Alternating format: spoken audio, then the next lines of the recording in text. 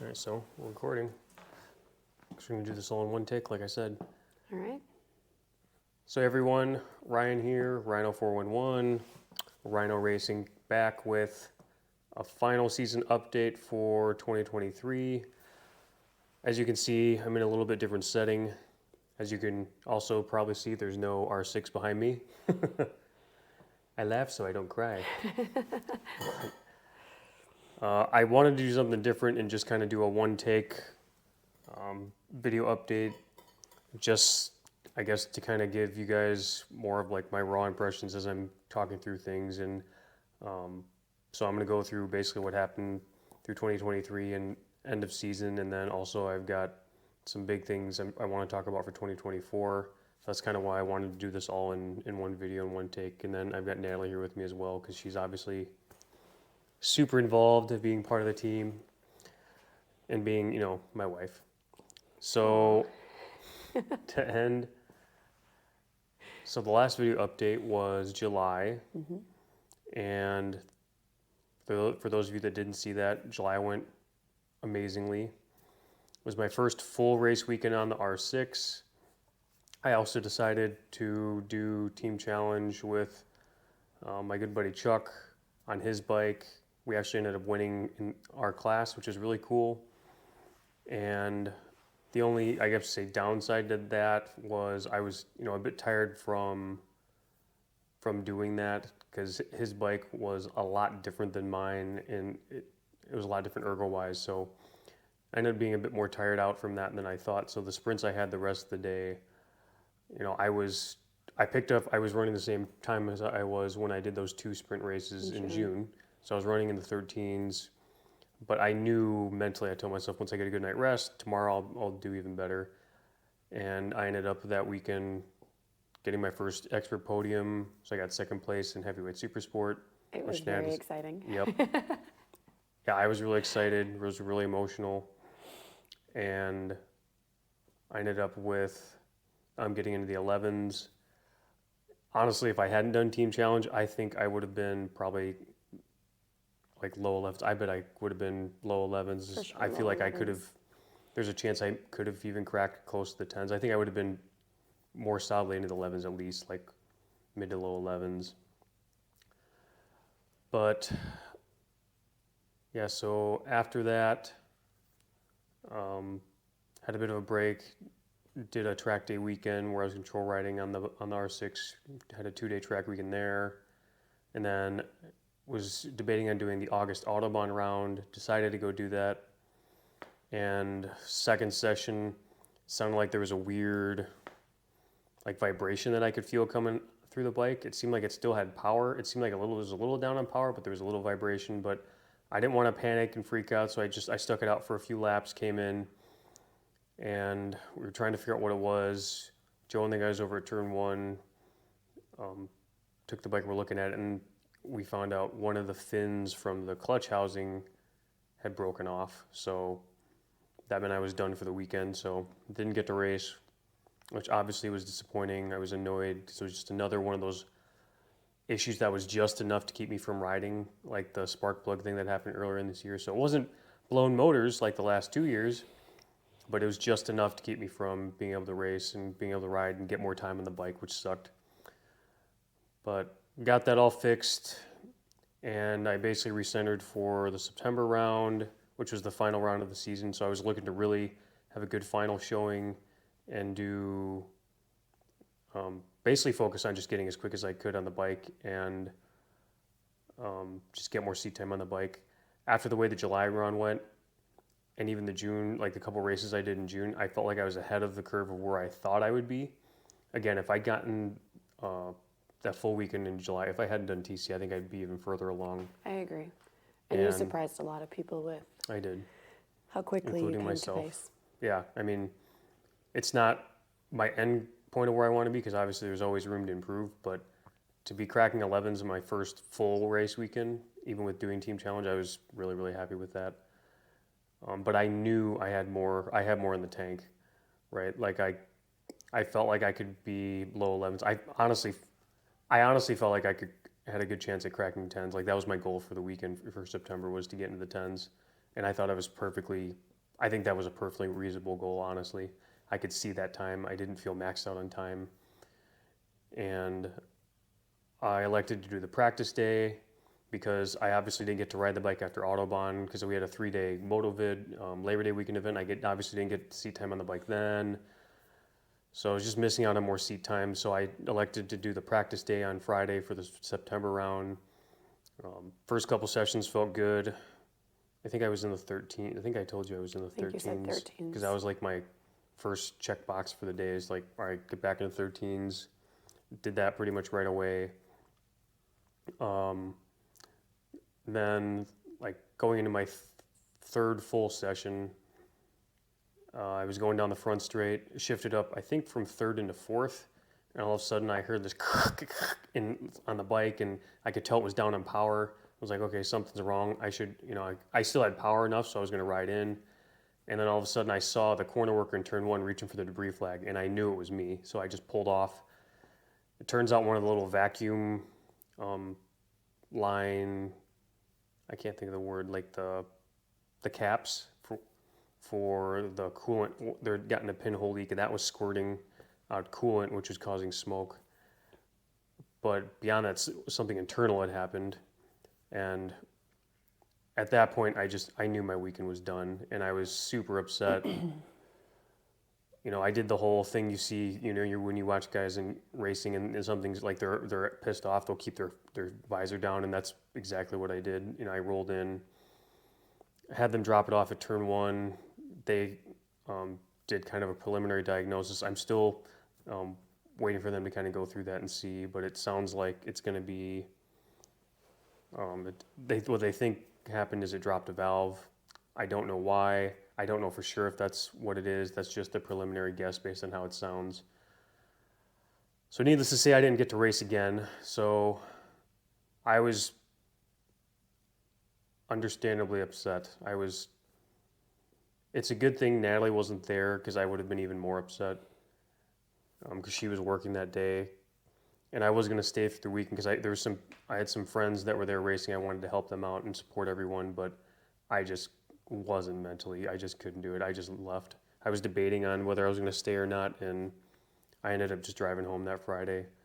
We even contemplated going back. Yeah, I even contemplated going back on and Sunday to try and help people, and was maybe going to take photos and help out and do whatever, but I just couldn't. It was one of my buddies, like Schwags, it was his last race weekend that he was going to have for a while for club racing. So I wanted to be out there. Ideally, I obviously wanted to be out there racing with him, but I kind of wanted to be there for that, and there were a lot of good races going on Sunday. So, but yeah, I just couldn't do it. Like I got home, I was unloading the truck and everything. It was dark. I remember I was emptying the cooler out, and I was mentally preparing myself because I thought it might happen, but I wasn't sure. But she came out, and I had my back to her. I thought I could hear her, and the second she put her hand on my back, I just started bawling. Which I know sounds ridiculous to some, that just because I didn't get to race for a weekend or whatever, but it's just been it's been mentally just kind of exhausting. It's just been annoying, honestly. It's just between, 2021, 2022, this was supposed to be a full reset, whole new bike, new challenge, had the bike tore down to the frame, gone through every nook and cranny of the bike. This was supposed to be a clean season, get some good seat time under my belt, get used to the bike, get prepared for MotoAmerica, do everything I'm supposed to, do all the necessary steps, prepare like I should, and still just had a bunch of stuff happen. I got one full race weekend in, plus 2 sprints, and then I did a track day weekend at Barber, which thankfully Joe and those guys were there for that because I ended up having a fuel pump issue there. But I had that weekend. I had the Czars MotoVid weekend in July, and other than that, I had a couple sessions here and there before something happened. But that's really all the seat time I've had on the bike. Which silver lining of all that is, considering how little seat time I've had on the bike, I'm getting up to speed very quick on it, which is I feel thankful for, because if I had all this and I had nothing, I feel like otherwise I'd have nothing to show for it. So I'm thankful that I'm stepping up and I'm ahead of the curve of where I expected, considering how little time I've had. So that's good. Because again, the whole goal was to take this year and prepare and be ready for MotoAmerica in 2024, which I'm still planning to do.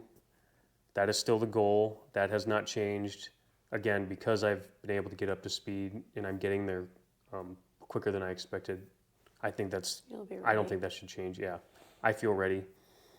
You know, the biggest thing with the R6 that that I've said before in a couple of videos is when I've had to change something or do something to adapt, I've been able to just like without thinking about it, just automatically kind of do it. Whereas, 3-4 years ago, I wouldn't have done that. It would have been in my head. I would have been like, well, now how am I going to do this? And overthought it. And just, it's been weird how it's just been automatic of like. A year ago, even to some degree, you still would have been. I mean, last year on the SV, I feel like I was pretty locked in. But I think because I didn't have a new challenge, Right. it was just trying to like etch that extra Right. little tiny bit out of it. So that's been cool. Yeah, I mean, with that being said, obviously the year did not end the way I wanted it to, but I'm glad I have something to show for it. And yeah, like I said, the goal is to still compete in MotoAmerica next year. And even with all these setbacks and whatnot, they're just blips, in the end. I tell people, you aren't going to grow in comfort. So, and I would always will tell her is, if I'm training to run like a 5K, I'll actually run 10 miles. You know what I mean? Like I always figure if you're trying to do something, once you get tested to your limit and have something happen, you can handle it. And then anything else that might have seemed worse before isn't as bad. Right? So I've had all these things happen. I'm still here. I'm still plugging away. Still going to keep grinding forward. And that's, the only way to really look at it. You just keep moving forward. And all it is doing really is just, it's making you stronger and making it better. So then I know I can handle X, Y, Z. I think the most frustrating thing including this year too, has just been, like I've said before, is I've seen people out there who are kind of like cobbling together their race programs like basically just half-assed. I've seen people just, you show up with no spares, with your bike's barely put together, and then they're out there even lining up on the MotoAmerica grid. And I'm sitting here with basically being over-prepared. What? Spares upon spares. Spares upon spares upon spares. Not so much with the R6 yet, but we're Not getting yet. there. But, Yet being the cute word. Right. Well, because I had the bike tore all the way down. Like, I know people who didn't do that. Right. And they didn't have any issues this year, but it's just the way it is. So we're going to take the longer road to get there, but it'll be worth it in the end. So with that being said, as far as 2024 goes, the big thing I've decided to do is give myself more of a chance to succeed and believe in myself a bit more. And part of that is try and find some financial support from sponsors. And that's my real big goal right now, transitioning in the off season. So the big things are, one, I've just set up a website for Ryhnoracing.com, and I'll have a link for that below. So please go check that out. So I've just launched that, and I'm going to be putting together some different, I'm going to say, ideas and kind of packages for sponsors. So if any of you know of anyone who's interested, or if you're interested in getting on board with my race team racing program for next season, please let me know. I can tell you without a doubt, all the work and everything that I've put in, I will also put in for you. So once you're on board with me, all that's sweat equity and everything that I've been grinding through and all that work I'll put in, I will also put in for you, because I don't want this to be a whole, like a one-way street thing. And it's, as she'll attest to, it's very hard for me to like, oh, hey, look at me, look how awesome I am. Like, I don't take compliments very well. It's very awkward for me. It's very awkward for me to go and ask someone for some support. But that's what I mean by that is, my point is I want it to be a mutually beneficial thing. So I want to make sure you're getting as much out of it as I am. It's not just, here, hand me a sack of cash, I'm going to go race, see you later. He wants to make sure he deserves Yeah, what he's otherwise I'm not going to feel, getting and I'm going to working feel very for it. uncomfortable about it. But I've got some really neat ideas planned for anyone who just wants to contribute. I will say, to the cause and to the team. So there is a contribute page out on the website, which is very difficult for me to do because I was debating a lot on doing that because I don't like asking for stuff. But I've got kind of some neat ideas to help kind of show my recognition and gratitude for people who do that. So please go check that out. Another thing I'm looking at doing is we're going to do some like hats and apparel and stuff to support some things. And then I also had a buddy recently mock up some stickers. So we'll see. Hopefully you guys can see all these. So I've got, so what they say is, hopefully you guys can read that, is since I always kind of say I'm just going to keep grinding, I figured I'd kind of go with that mantra, and like I had a couple mock-ups made utilizing the logo, so a couple different sizes with the rhino head that say grind, and then just one without. So I'm going to try and get those out soon, and what I'm thinking of even doing is I might, since it's October, and I love rocking pink, as many of you know, we'll donate some of the proceeds for like breast cancer awareness stuff, because that's been a near and dear cause to me. And I just think it's really fitting, having to grind through this, like this is significant small potatoes compared to, people who are dealing with cancer or dealing with things that are worse. And even I told her, even with racing, like the joke is when stuff's happened this year to me, my automatic response when someone's like, oh man, it sucks, I can't believe how bad luck your bad luck is. What did I always say? Like, no, it could be worse. Ask me how I know. Because it has been. Yeah, I think we're going to do some stuff like that. I'm going to try and maybe get some shirts made and get those on the site that have the logo on it too. I've already had a few people that I've talked to that said they'd be interested. And then I've also got some regular stickers, the team logo. Hopefully you guys can see that too. Got some of those. So we're going to be doing some different things. So I'm excited for that. But again, really the most important thing with the end here is just calling out anyone who's interested in talking more about financial sponsorship and financial support and creating like a partnership and relationship. I've got a whole different set of sponsor decks and information laid out, and they can be tailored to your budget or what you're looking for. I've got tons of different options, willing to work with you to whatever's going to meet your goals and your budget and your needs.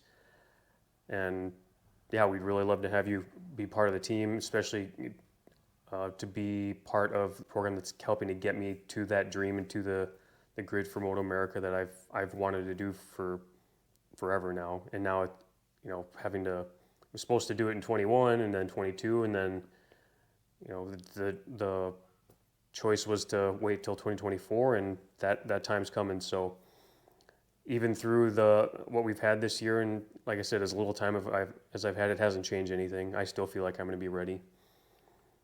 And the other big thing I'll say is to all my current sponsors, which you can kind of see on the banner behind you. I want to thank all of you, because without all of your support, I wouldn't have been able to get through what I've been able to this year.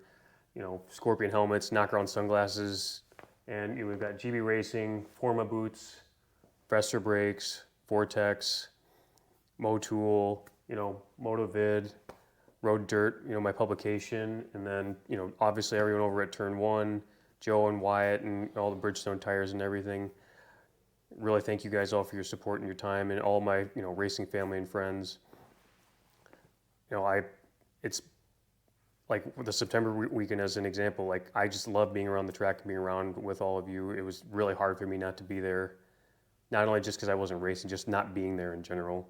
It's just becomes such a big part of who I am and who we are now, which you never thought you'd say, right? Never. Yeah, so that's really the big announcement, big thing. I just wanted to, like I said, kind of wrap up how the season went and make it, I guess we'll say, a bit more raw or real and straightforward. Just kind of do this all as one big take, and also announce the plans for 2024. And and the website as well. Like the website turned out really, really well. I'm just going to keep updating and improving it. So I'm really excited to have that out there and to be sharing that with all of you. And I'm going to be working on some stuff throughout the winter, doing some videos, because I've got some projects around here I'm going to be working on. I've got a couple other videos I want to do that are even just helping like people who are getting into racing or getting into track days. And I might even start doing some like we'll say regularly schedule like live videos just for fun, just because it's nice to stay connected throughout the off season. I did try doing one of those. Yeah, is today Sunday? 2 days ago. Losing track of my days. So, I guess with that being said, that's all I've got for right now. Thank you again to all my sponsors for their support, all my friends and family. And if you or you know of anyone who might be interested in supporting, up and coming MotoAmerica racer program to be, please reach out to me and let me know. I'd love to chat. And like I said, really want to work with you and do anything that you need to make this fit and make this work. I've got a lot of different options available. So thank you again. And that's all we've got for now. So stay tuned for more. Appreciate you checking out the video. As per usual with all the YouTube stuff, please give it a like and subscribe. Leave me a comment and let me know what you think. And we'll be back with more soon. So thank you.